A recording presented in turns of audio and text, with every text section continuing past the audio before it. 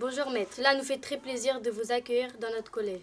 Je m'appelle Arnaud Guyonnet, je suis avocat au barreau de Paris et j'interviens au sein de l'association Initia Droit dans les établissements scolaires. Que se passe-t-il si quelqu'un triche aux Jeux Olympiques? Si c'est en équipe, ça va être toute l'équipe qui va être sanctionnée. Tout dépendra aussi du moment où la tricherie est commise. Avant la compétition, c'est une disqualification.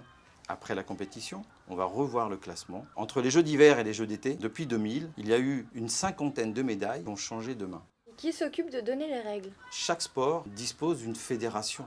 Vous avez des fédérations internationales. Vous connaissez tous, bien évidemment, la FIFA. Vous avez aussi donc, les fédérations nationales qui vont surveiller que les règles du jeu sont bien respectées et qui vont aussi faire des opérations pour développer le sport. Il y a le Comité national olympique et sportif français qui lui va veiller au respect de la charte déontologie du sport. Et vous avez des organismes comme le CIO, Comité international olympique. Dans l'établissement des règles, il faut aussi faire très attention à toute la jurisprudence, c'est-à-dire les décisions de justice qui sont rendues par l'ensemble des tribunaux et le tribunal arbitral du sport. Existe-t-il un code des Jeux Olympiques? Il existe ce qu'on appelle un code du mouvement olympique. Vous avez aussi une charte olympique, le code d'éthique du CIO, un serment olympique. Et vous avez aussi en France le code du sport, le code civil, le code pénal, le code du travail. Est-ce que les Jeux Olympiques et Paralympiques ont les mêmes règles de droit? Absolument. On va accepter en tous les cas une aide pour qu'ils puissent pratiquer leur sport. Ça peut être un accompagnant, des prothèses. On va adapter la compétition, l'épreuve, en fonction du handicap des participants.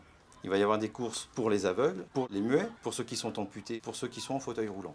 Comment un sportif peut-il partir de son équipe avant la fin de son contrat? Donc comme tout contrat de travail, il peut être rompu ou résilié par l'une des deux parties. Il peut aussi faire l'objet d'un transfert.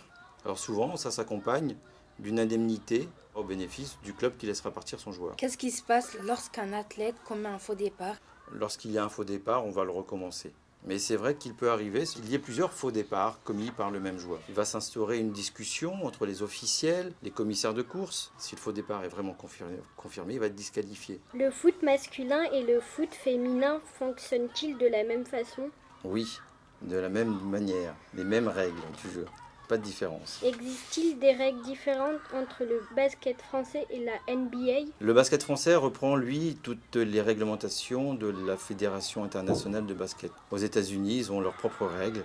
Vous avez le nombre de temps morts qui change, les exclusions, tout change. D'où l'intérêt aussi, lorsqu'il y a des compétitions internationales, d'avoir des réglementations qui vont harmoniser la règle pour que les joueurs pratiquent le sport avec la même base. Qu'est-ce que le dopage selon le droit? Dans le code du sport, l'article 232-9 vous dit que c'est le fait de détenir, de tenter de détenir, d'utiliser ou de tenter d'utiliser, sans raison médicale, une ou plusieurs substances interdites.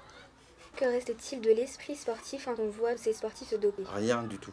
L'esprit sportif, c'est quoi? C'est de mesurer ses performances, ses qualités, à celles des autres, dans un esprit de compétition, certes, mais aussi un peu ludique. Dès l'instant où on triche, on perd tout ça. C'est Pierre de Coubertin qui avait relancé d'ailleurs les Jeux Olympiques en 1896, qui disait « un esprit sain dans un corps sain ». C'est ça, l'esprit sportif. Comment signer un contrat? Avant de signer un contrat, on négocie tout. Il faut aussi vérifier que le contrat va reprendre et va correspondre aux exigences qui sont imposées par les fédérations ou les ligues.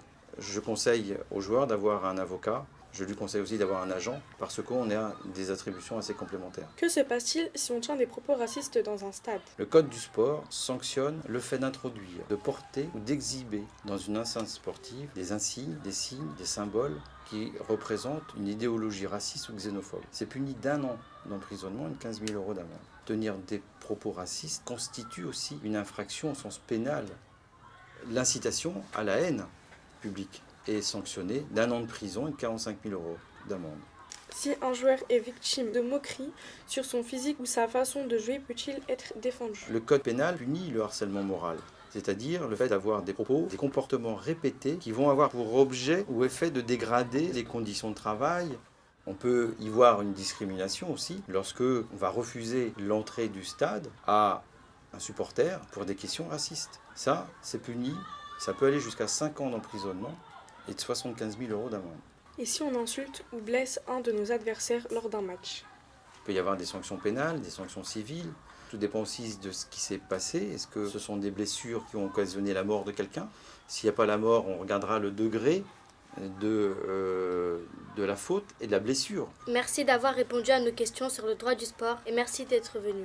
Au revoir. Merci à vous, merci pour votre accueil et pour toutes ces questions très pertinentes et intéressantes.